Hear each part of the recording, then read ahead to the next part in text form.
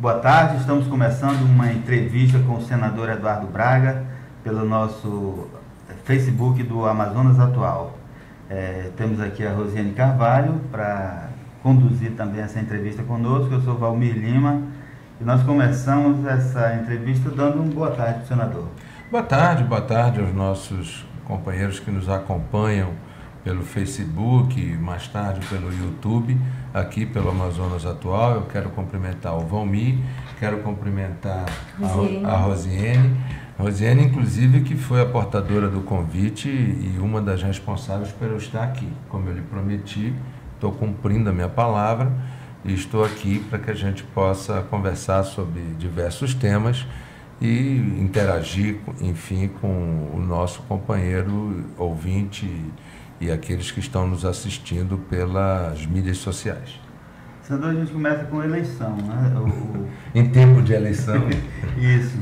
O PMDB tinha um candidato com boa aceitação nas pesquisas, que era o Marcos Rota, e antes das convenções as pesquisas mostravam isso, né? Uhum. E de repente o PMDB faz uma aliança com o Arthur e o Marcos Rota vira vice.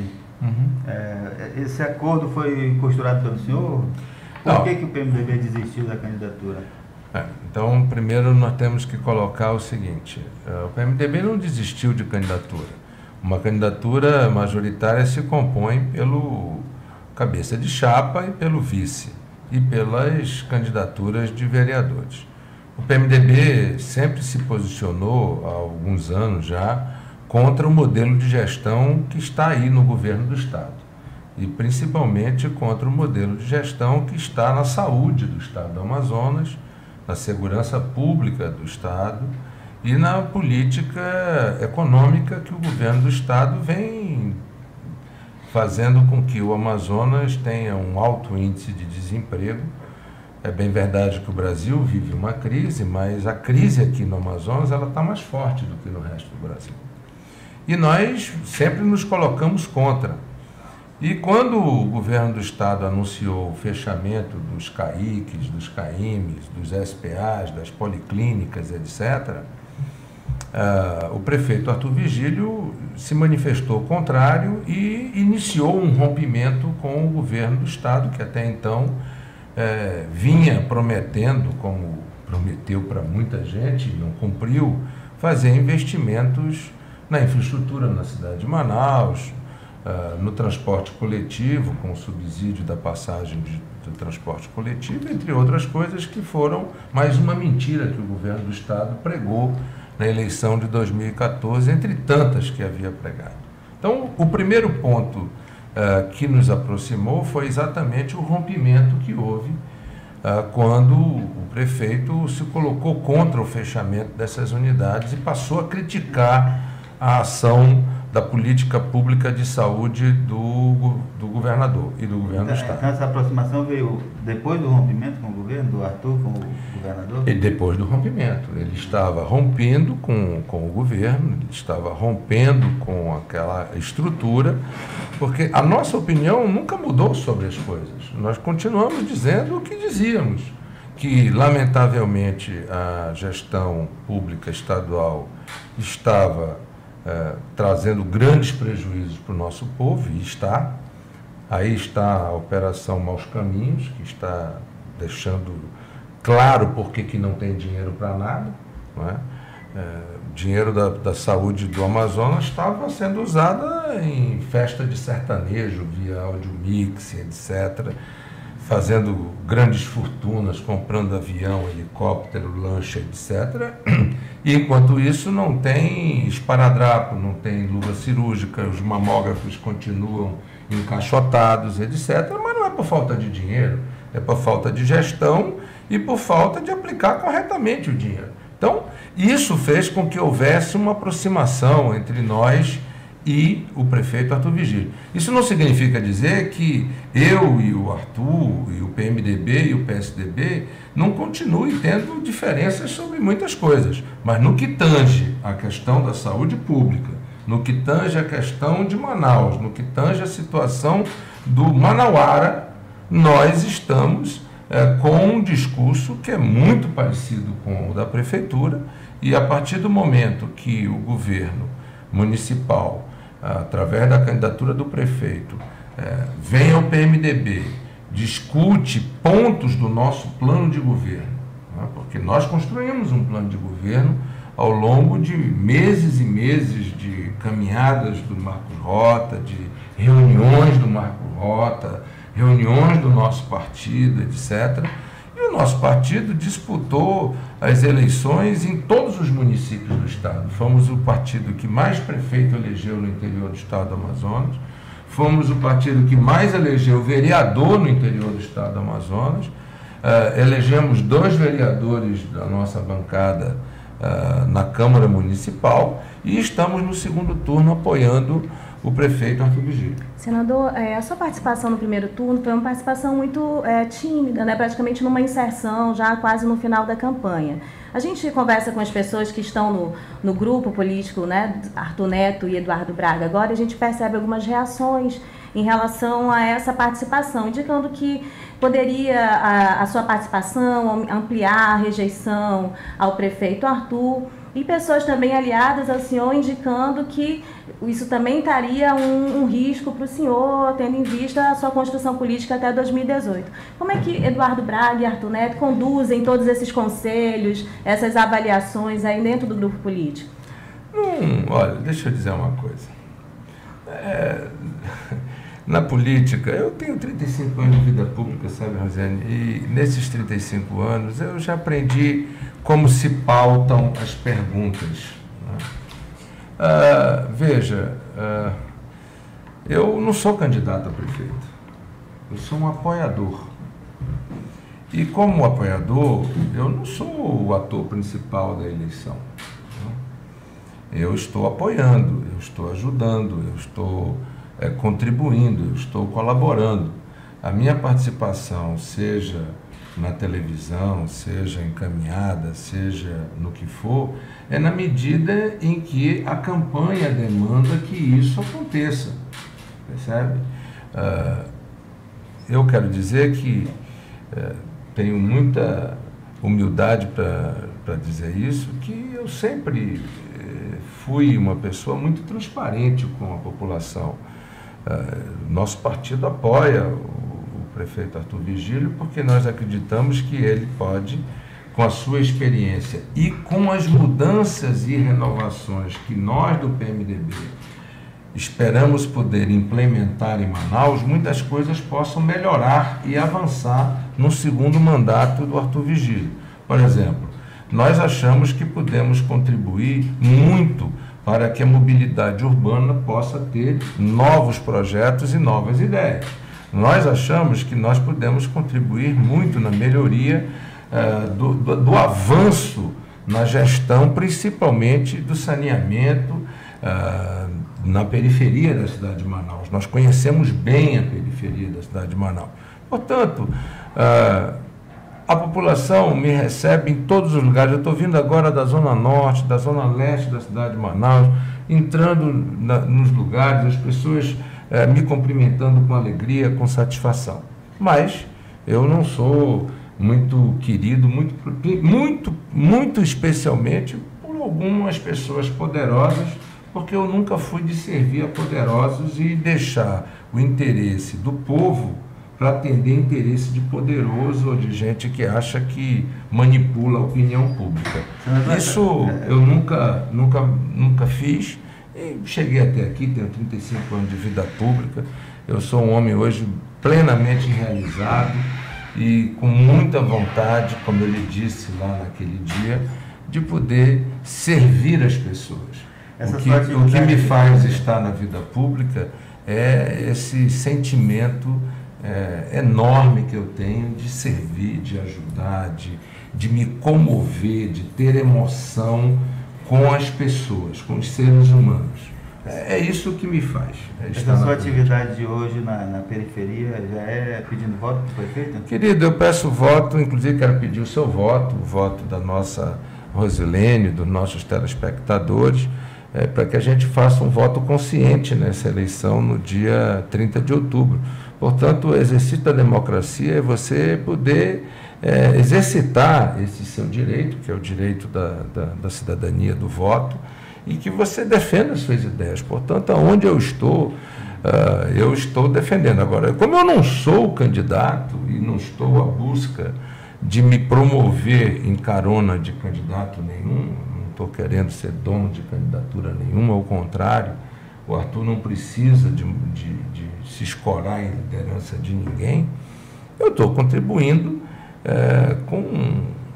com esse espírito de querer servir as pessoas, de querer ajudar, de querer fazer e demonstrando a minha indignação com a roubalheira que está aí na saúde pública do Estado, querendo que a educação não falte merenda escolar, que a gente possa ter finalmente os recursos públicos aplicados decentemente e corretamente na cidade de Manaus e no estado do Amazonas. Você acha que essas alianças foram fechadas essa semana em torno da candidatura do Marcelo Ramos, a ida do Serafim Correia, do Silas Câmara, eles podem influenciar mesmo o voto do eleitor em Manaus?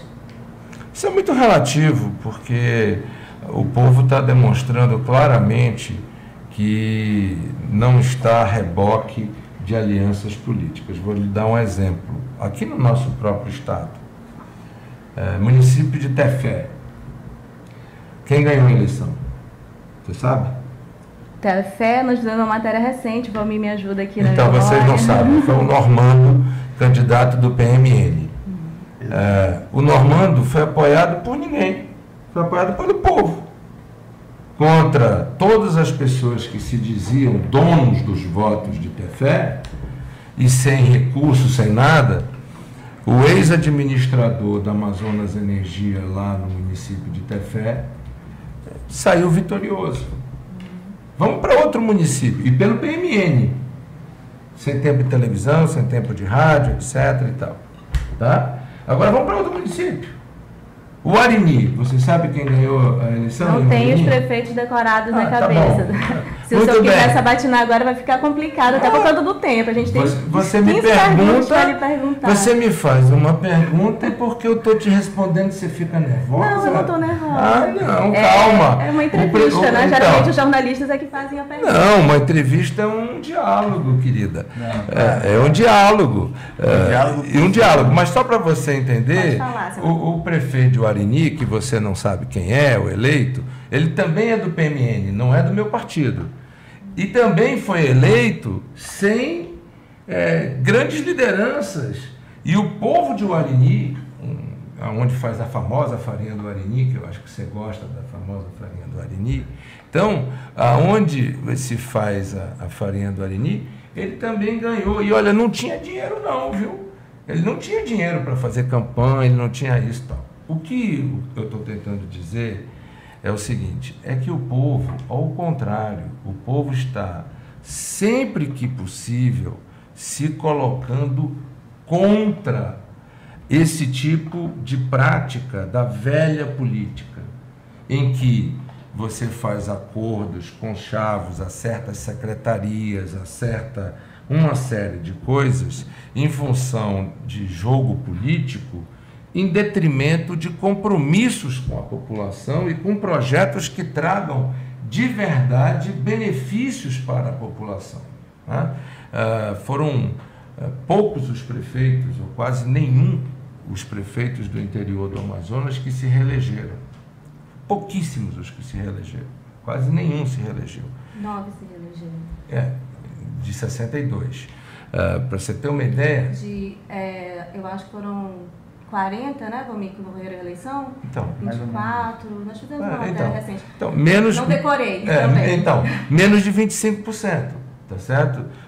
Eu posso te citar alguns que se reelegeram, mas com muita dificuldade. E alguns ainda com grande dificuldade de se manter no cargo. Né? Como é o caso do prefeito de Atalaia, que se reelegeu com uma diferença mínima de voto contra o nosso candidato lá do PMDB, e que vai ter, inclusive, muita dificuldade, porque tem muitas questões de crimes eleitorais e tudo mais, mas está reeleito. O de Santo Antônio do Içá também se reelegeu, mas se você olhar, Itacoatiara perdeu a eleição, Manacapuru perdeu a eleição, Parintins sequer foi candidato, o de Maués perdeu a eleição, ou seja, os maiores municípios do estado do Amazonas, onde o prefeito foi candidato à reeleição, eles não se reelegeram. E aí é a demonstração clara de que sim, a força econômica... As conjunturas do eleitorado, as percepções no eleitorado, elas têm demonstrado nos últimos pleitos que elas não são as mesmas em Manaus, né? Algumas regras não são bem iguais nessa percepção do eleitorado. Não, nunca... A questão dessa força, né, política, econômica que apoia os candidatos. Você tem razão, uma eleição é completamente diferente da outra, não importa onde seja, se é em Manaus, se é em Itacoatiara, mas o que você tinha como regra no interior era que o poder, a influência da máquina do governo e da máquina da prefeitura no interior do estado, ele era decisivo para as eleições municipais.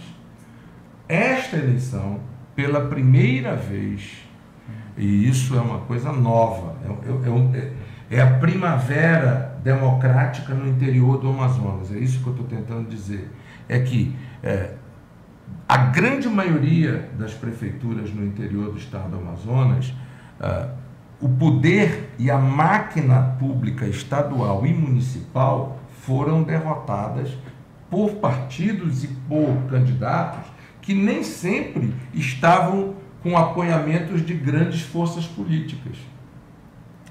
Nós ganhamos em Boca do Acre com um candidato do PSDB apoiado por nós, contra o ex-prefeito, aliás, o atual prefeito de Boca do Acre, que tem uma administração desastrosa, várias operações da Polícia Federal e toda a estrutura e toda a máquina do governo do estado trabalhando para ele. E ele perdeu a eleição, né? Nós apoiamos o prefeito de Borba e o prefeito de Borba acabou perdendo a eleição.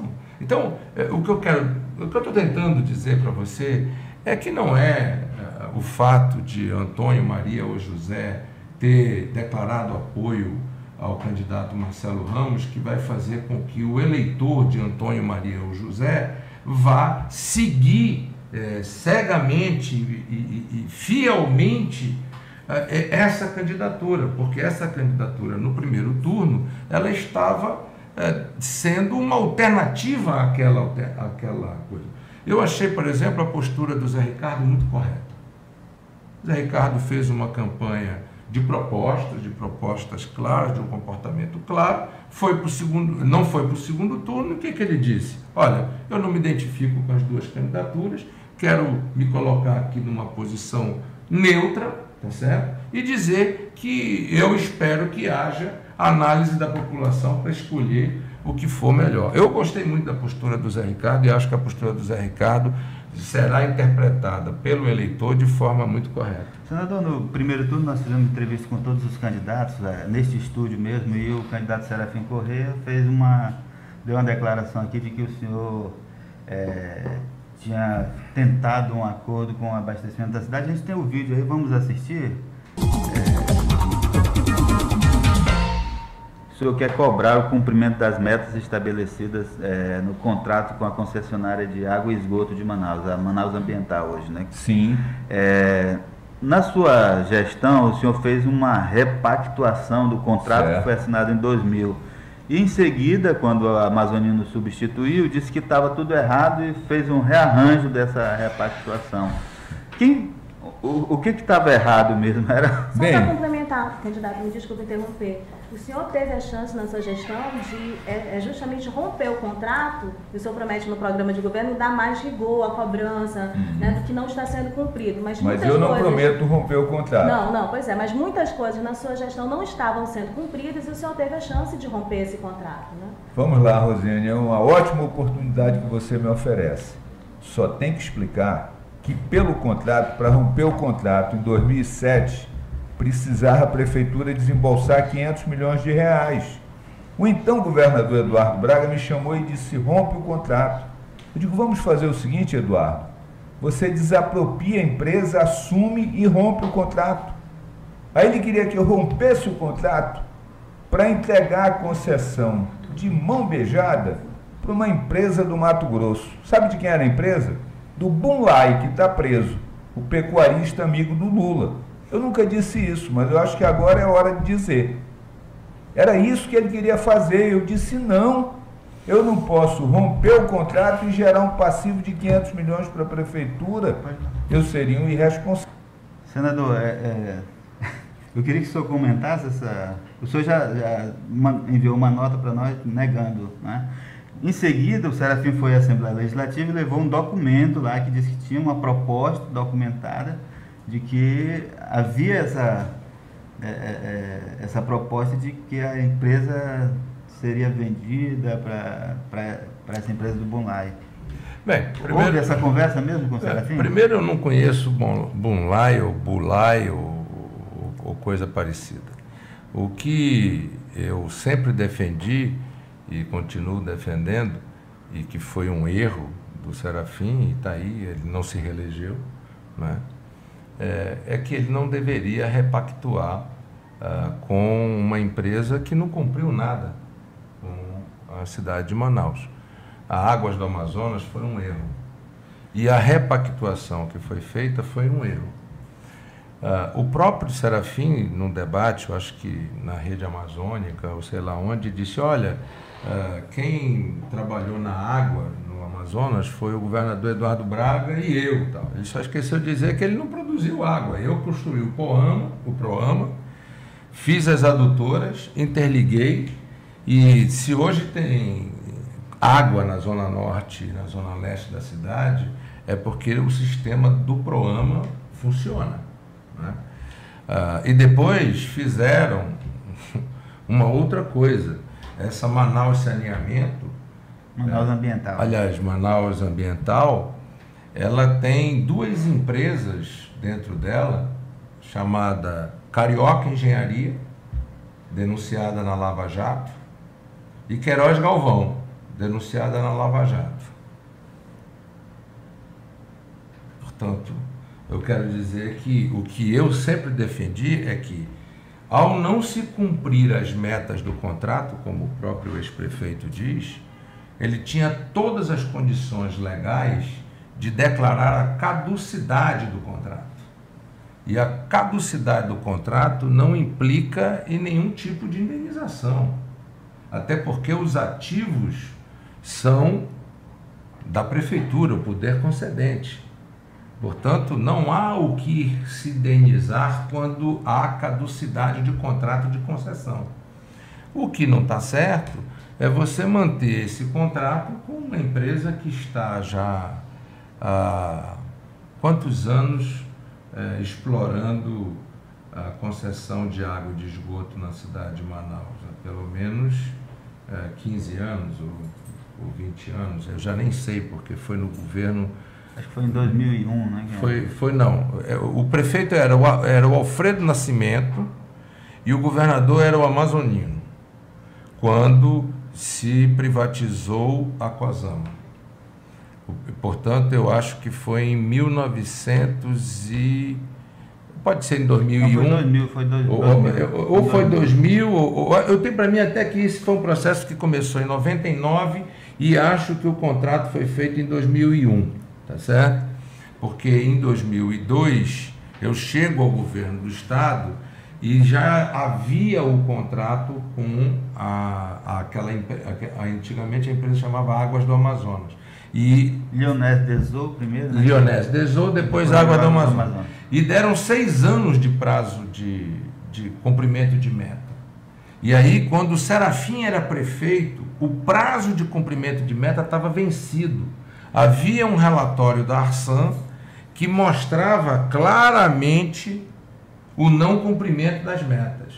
Não cumprimento de meta em contrato de concessão é razão de declaração de caducidade.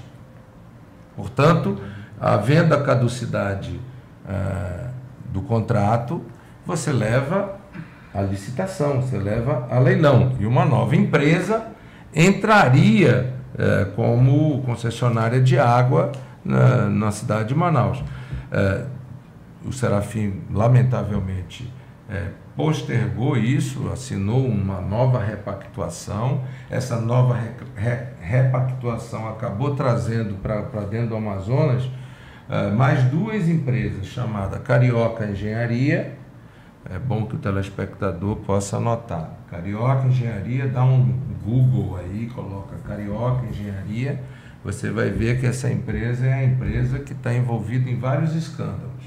E a outra é a Queiroz Galvão, que também, ou Queiroz Engenharia, eu acho que não é Queiroz Galvão, é Queiroz Engenharia, que é sócia da Carioca, na empresa que acabou se associando a Águas do Amazonas, que acabou transformando em Manaus Saneamento, ou Manaus Ambiental, que acabou inclusive recebendo, isso é uma outra coisa que precisa se perguntar, né?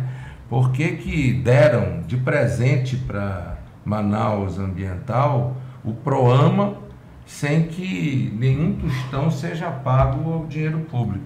Agora, eu, enquanto governador, posso dizer que construir a tomada d'água, construir as adutoras, construir a estação de tratamento de água, construir os reservatórios de água, etc. O resto eu deixo para a coisa do povo ver o que em época de eleição as pessoas falam, mas... Na verdade, esse contrato que foi feito, esse acordo que foi feito entre o governo do estado e a prefeitura de Manaus... Não envolve repactuação. Não, previa uma... Não, eu estou falando do PROAMA. Ele previa uma licitação para concessão do PROAMA para uma empresa privada. Inclusive, que poderia ser a Água do Amazonas. Isso envolvendo o Ministério Público. Isso. Nessa licitação, essa empresa teria que oferecer um valor que pudesse pagar o investimento que foi feito no PROAMA. Hoje a empresa está pegando a água e pagando o preço de custo. Se ela vende a 10 o metro cúbico, ela paga 10 para o governo do estado. Não paga Será que está pagando? Construção do programa. Eu não sei se está, mas esse é o acordo. Era uma boa pergunta.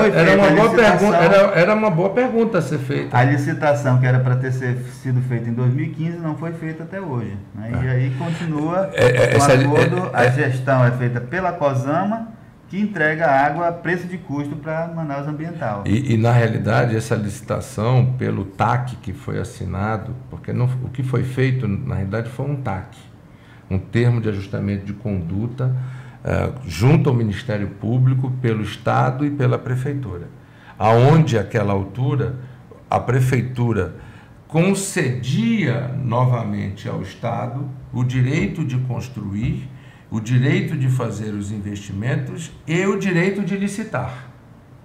Só que o meu sucessor resolveu não fazer isso e todo esse investimento acabou vindo para dentro da Manaus Saneamento e você deve ter acompanhado que por falta de manutenção por parte dessa empresa Manaus Saneamento, 2 bombas ficaram queimadas e sequer foram colocadas as outras bombas para fazer a expansão. A cidade de Manaus cresce, o número de seus habitantes, numa proporção, inclusive, acima da média nacional pelo IBGE. Nós crescemos em torno de 3% a 4% ao ano a nossa população. A população brasileira cresce 1,5% a 2% ao ano. Fruto exatamente da migração que ainda acontece na cidade de Manaus, para a cidade de Manaus, vindo do interior e de algumas cidades do Nordeste. E isso, obviamente, aumenta o consumo de água. E o PROAMA foi projetado exatamente com a expectativa de poder gerar mais investimentos para que se pudesse garantir atendimento pleno de água e tal. E essa empresa, só para concluir esse assunto, ela tem um outro débito com a cidade de Manaus muito grave, que é na parte do esgoto. O tratamento de esgoto na cidade de Manaus, a Manaus Saneamento é péssima. Né? Eu não tiro o mérito do Serafim de ter construído alguns reservatórios. Ele, lamentavelmente, não conseguiu resolver o problema na antiga estação de tratamento na Ponta do Ismael, porque tinha uma grande perda, e aliás as adutoras antigas da cidade de Manaus é que são responsáveis pela perda exagerada que a Manaus Ambiental possui, e enquanto que o sistema PROAMA, com as adutoras modernas, etc. e tal, tem perda técnica igual a zero, né? Perda comercial não, porque você tem os gatos, enfim, isso é uma outra coisa. Né? Senador, mudando de assunto, o senhor falou da Lava Jato, das empresas que estão envolvidas na Lava Jato. O senhor foi citado num acordo de delação premiada por um ex-diretor da Andrade Gutierrez, que disse que pagou propina para os ex-governadores do Amazonas, Eduardo Braga e Omar Aziz. O senhor já falou sobre isso, mas eu queria perguntar o seguinte: o senhor já teve acesso a esse acordo de delação premiada? Sabe do que se trata? Não. O senhor pegou propina? Não. Mais do que isso, eu não fiz a arena. Eu conquistei o direito de trazer a Copa do Mundo para o Amazonas, mas eu não construí a arena. O senhor que fez a licitação, né? Mas nem homologar a licitação foi homologada. Veja, eu saí do governo no dia 30 de março e nós concluímos, eu acho que a licitação, se eu não me engano, no dia 10 de março. Portanto, eu não tive nenhuma participação administrativa na construção da arena, tá certo? Agora, lamentavelmente, eu não tive acesso a essas delações ainda. Vai haver. Eu acho que toda e qualquer denúncia precisa ser investigada. Minha vida está aberta. Eu já me coloquei à disposição de todos, de Ministério Público, Polícia Federal, Supremo Tribunal Federal, de todos. Eu sou um político que, quando disputo eleições, eu entrego o meu imposto de renda. Eu não entrego a minha relação de bens, eu entrego o meu imposto de renda. Eu faço isso desde 1990. Portanto, se você somar, são 26 anos que eu entrego a minha declaração de imposto de renda. Ela é pública, ela está no site do TRE e eu entrego todos os anos à mesa do Senado a cópia da minha declaração de imposto de renda. Portanto, eu tenho absoluta transparência e tenho absoluta tranquilidade com relação a isso. E a justiça tem uma coisa: tanto a justiça divina quanto a justiça dos homens, ela tarda, mas ela chega. E eu tenho absoluta tranquilidade, e a população de Manaus me conhece, sabe a história de vida do Eduardo Braga e sabe a história de vida da minha família. Minha família é uma família que trabalhou a vida inteira, gerou emprego, gerou pagamento de impostos, etc. Meu pai tem 91 anos de idade, e nós temos muito orgulho da nossa história e daquilo que nós contribuímos para o Amazonas. Senador, o segundo processo, mais de 14, que o senhor move contra o governador José Melo, né, em relação à eleição de 2014... São 22, eu acho. Mas o Ministério Público do Estado aponta 14 como os que podem, assim, resultar, tem o maior risco de cassação, né? Inclusive, já demandou ali dois ofícios falando sobre a demora, né, para o julgamento. O Ministério Público Eleitoral. Eleitoral, exatamente. E um deles está há 6 meses em julgamento e o julgamento não termina. Como é que o senhor acompanha tudo isso e o senhor se sente injustiçado pela Justiça Eleitoral do Amazonas neste sentido? Deixa eu dizer uma coisa para você. Eu não comento questão judicial, eu acho que questão judicial, os advogados estão aí para eles fazerem o papel. Eu entrego essas questões na mão de Deus. O povo está vendo o que está acontecendo. O povo está vendo como foi as eleições de 2014. Um verdadeiro derrame de dinheiro, um verdadeiro acordo com narcotraficantes, etc. Isso tudo veio à tona, tudo foi revelado. Enfim, o povo está vendo e está sofrendo, né? Os funcionários públicos enganados por promessas não cumpridas. A polícia militar, então, foi usada, vilipendiada, prometeram rios e fundos, não cumpriram nada. Na área da saúde, eu tenho amigos meus que são médicos, amigas que são enfermeiras, enfermeiros, etc. As pessoas estão revoltadas e indignadas e protestam quase que semanalmente contra o que está acontecendo no governo do Estado, fruto de um grande equívoco que aconteceu em 2014. Eu espero que esse equívoco não se repita em 2016. E com relação à justiça, que Deus e a justiça se manifestem no tempo deles. O senhor contratou uma banca de advogados cara em Brasília para defender nesse processo do Melo, não? Não, eu tenho 3 advogados, o Melo tem 17. A proporção é interessante.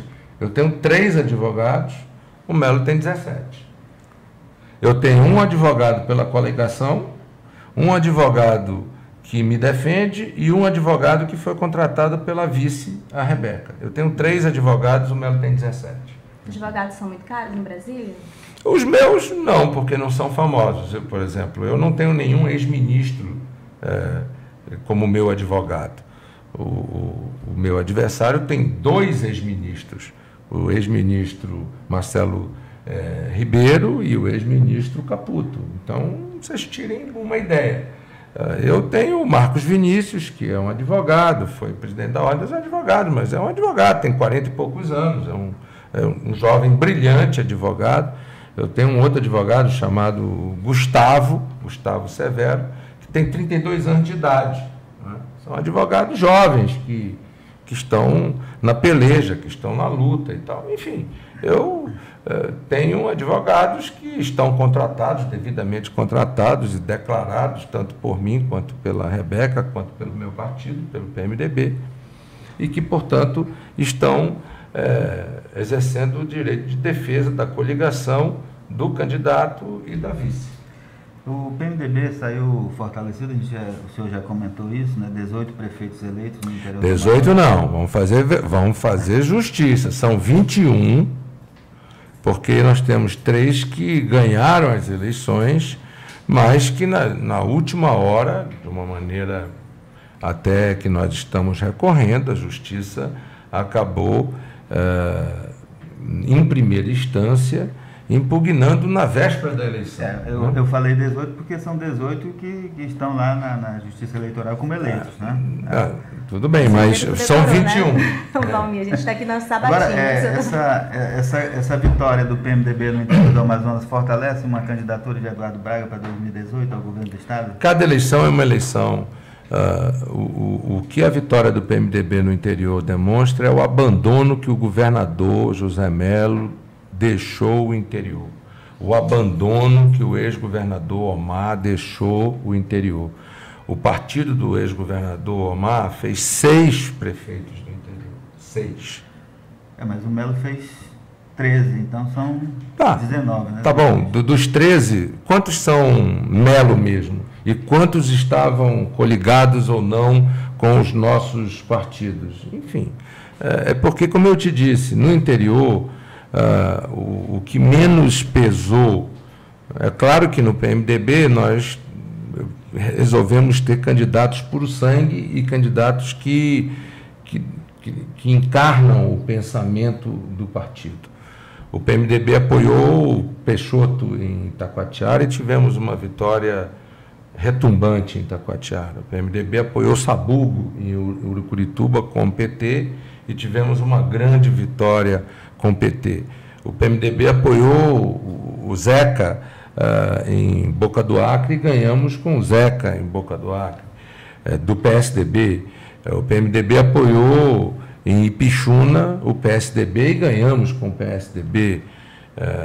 Enfim, o PMDB fez alianças, o PMDB não elegeu só prefeitos do PMDB, nós elegemos 10 vice-prefeitos aliançados com outros partidos no interior e, além disso, apoiamos mais 4 candidaturas onde nós não tínhamos o candidato a prefeito nem o candidato a vice, mas temos compromissos com aquilo que nós temos de programa de execução para o interior. O interior está sofrendo muito. Valmir, o interior está abandonado. Se o povo de Manaus está sofrendo as consequências do desgoverno do governo Zé Melo, o povo do interior sofre multiplicado vezes 3, porque aqui na capital você tem muita gente que tem plano de saúde e, como tem plano de saúde, não depende dos hospitais públicos. Aqui em Manaus as pessoas se defendem, se não está funcionando a maternidade do Estado, vai para a maternidade da Prefeitura. Enfim, as pessoas aqui, de alguma forma, buscam alguma alternativa. Agora, no interior, o abandono e o desespero é muito grande. Senador, o senhor falou aí, citou vários municípios que o PMDB esteve presente, e um do que teve votação muito expressiva foi Quari também, né? Coligado com o PP. Exatamente. E nesse momento em que altas críticas sobre posturas, né, de políticos, como explicar esse apoio ao retorno do grupo do Adair Pinheiro ao poder em Quari? Você não pode querer estender a pena do pai ao filho. São pessoas distintas, são CPFs distintos. O Adail foi condenado, cumpriu a pena dele, foi preso, está num regime de liberdade, eu não sei nem se é semiaberto, eu não sei como é que está, porque eu não estou acompanhando, mas o garoto não tem culpa, o garoto é absolutamente inocente. A médica, a filha, é absolutamente inocente, não tem culpa de nada. Agora, se o povo de Quari tem admiração pelo trabalho que foi feito, é porque teve trabalho, é porque teve mérito. E se dois ex-prefeitos, ou o atual prefeito e dois ex, disputam a eleição e mesmo assim tomam uma derrota pelo povo da forma que foi, algum mérito deve haver, né? E o que nós estamos vendo é que o povo de Quari está saudoso de ver trabalho em Quari, porque o governo do estado não faz nada, a prefeitura não faz nada, e o povo está com saudade da época em que as coisas aconteciam em Quari. E é por isso que o Adauizinho ganhou a eleição de forma retumbante, né? Numa aliança PP-PMDB. Senador, a gente já está se aproximando, já até passamos do horário. Poxa, eu pensei que nós íamos fazer umas 2 horas. Aqui. Mas aqui eu tenho uma pergunta. Vamos fazer um ping-pong. Você pergunta rápido, eu respondo rápido, aí você faz todas as perguntas que você quer. Tudo bem, então. A relação com o governo Dilma, né? O senhor apoiou a Dilma até o último momento ali, foi o penúltimo ministro a deixar o governo, teve que votar no final contra a presidente. Por que o senhor votou contra? Porque eu represento o povo. Eu tenho um patrão no meu mandato. É o povo do Amazonas. E o povo do Amazonas queria que eu votasse pelo impeachment. Segundo, eu sou do PMDB.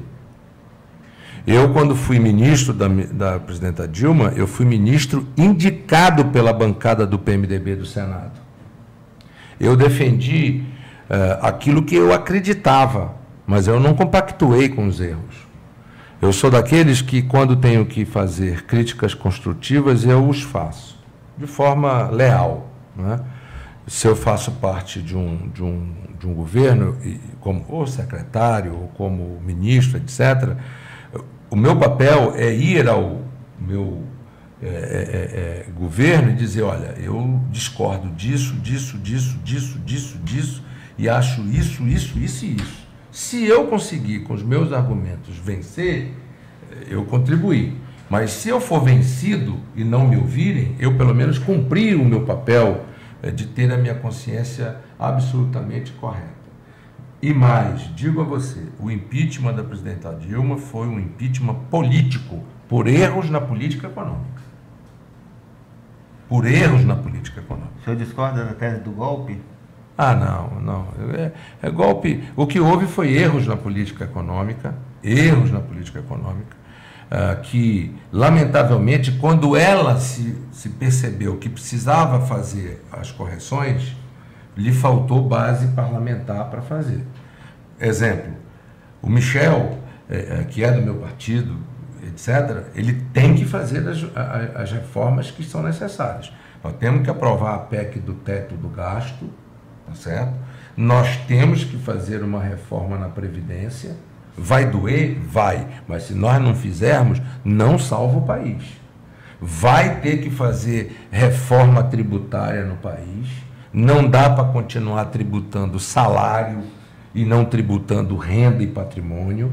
Não dá para continuar tributando atividade econômica e não tributar movimentação financeira. Vai ter que fazer. Não adianta, se o Brasil não zerar no médio prazo, se nós não gerarmos a expectativa de que vamos sair do déficit público, porque o que quer dizer déficit público? Significa dizer que você está no cheque especial. Bem, se você estiver no cheque especial e você estiver nos assistindo, você está pagando 380% de juros ao ano. Só que você não é o país, então você não pode emitir papel moeda. Então o que você vai ter que fazer? Ou você vende algum patrimônio e paga o que você está devendo no banco, ou então você vai acabar destruindo a tua vida. Pois bem, o Brasil, em vez de fazer isso, o que ele faz? Ele lança papel no mercado, paga uns juros absurdos e financia esse déficit. Ora, com juros de 14,75% ao ano, o Brasil não financia o crescimento econômico. O Brasil não será competitivo. Então, nós precisamos de reformas. Portanto, eu quero dizer que eu fui coerente para com o meu eleitor, eu fui coerente com a minha posição enquanto membro do PMDB, e eu sou do PMDB há muitos anos, vocês sabem disso, e fui do MDB lá atrás. Eu saí do MDB por razões de política local, etc. Depois voltei para o PMDB, tive de novo problemas dentro do PMDB, saí e voltei para o PMDB e espero encerrar minha vida pública dentro do PMDB. Espero não sair do PMDB.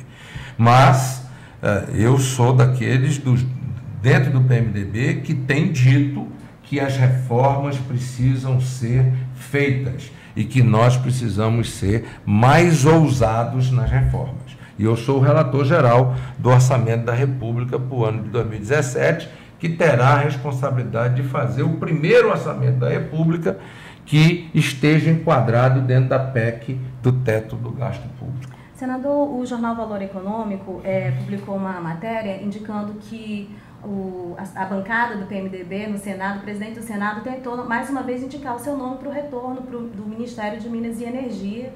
E na ocasião, o presidente Michel Temer reagiu de forma muito veemente negando esse seu retorno. E aí a gente queria saber com que frequência o senhor se encontra com o presidente Michel Temer, atendido por ele? É a mesma com que a presidente Dilma lhe atendia? Olha, eu sou amigo do Temer há 20 anos.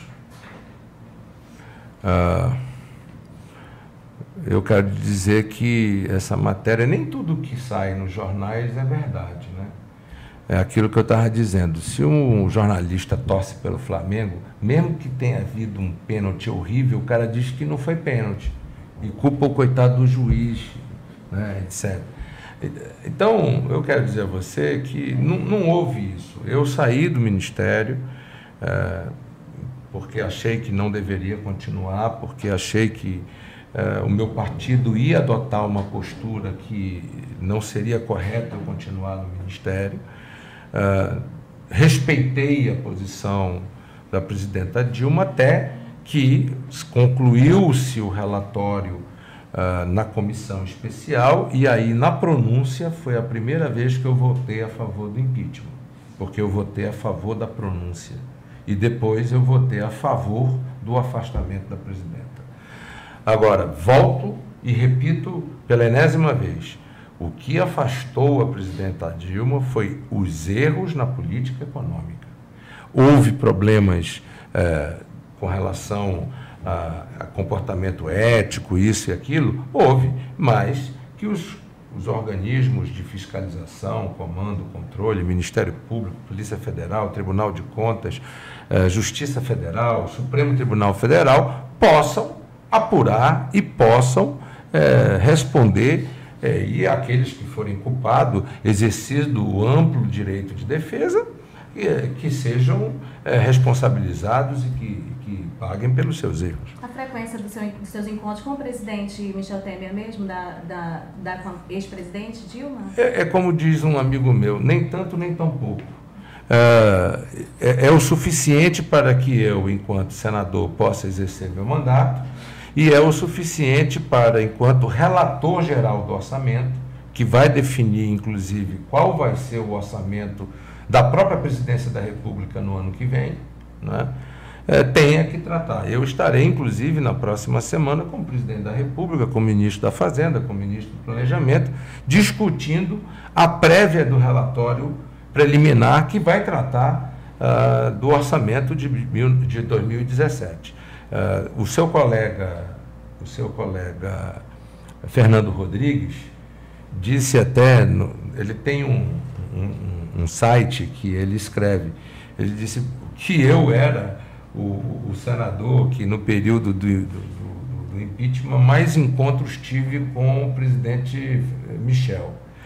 Todos os meus encontros com o presidente, desde quando o presidente assumiu interinamente, deixou de ser no Jaburu para serem formalmente na Alvorada.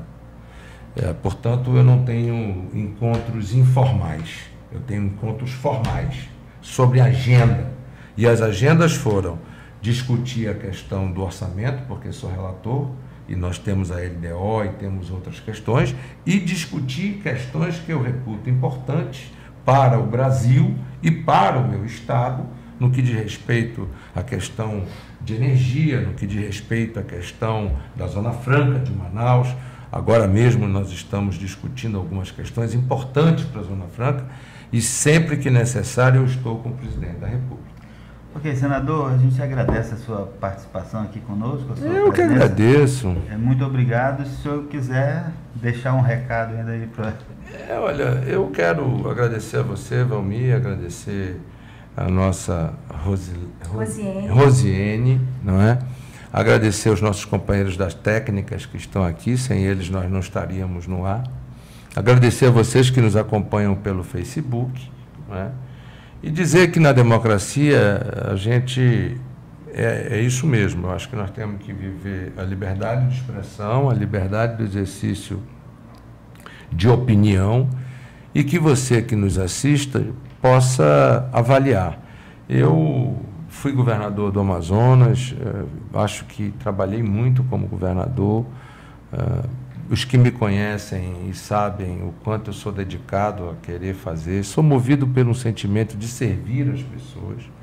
Já ganhei, já perdi as eleições e peço ao povo de Manaus que façam uma grande reflexão para que a gente não repita em 2016 o equívoco que tivemos em 2014, quando votamos acreditando em falsas promessas, acreditando em propostas que eram absolutamente inexequíveis e que hoje nós estamos sofrendo muito por esses equívocos e esses erros.